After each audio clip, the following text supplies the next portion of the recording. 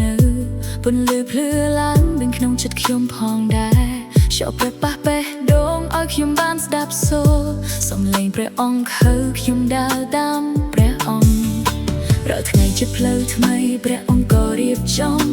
បបិញដោយសេចក្តីស្រឡាញ់ពេលខ្ញុំលះបង់ផ្លូវខ្លួនឯងខ្ញុំឃើញព្រះគុណដែលបានរៀបចំខ្ញុំនឹងអូសប្បាយថ្ងៃនេះថ្ងៃដែលព្រះអង្គបានបង្កើតដោយចិត្តអូព្រះគុណខ្ញុំរស់រាល់នាទីខ្ញុំនឹងសរសើរព្រះអង្គថ្ងៃនេះដែលចិត្តព្រះអង្គជានេះទោះផ្លូវខ្ពស់លំបាកខ្ញុំមិនខ្លាចឡើយព្រះអង្គក៏ជាផ្លូវសុវត្ថិភាព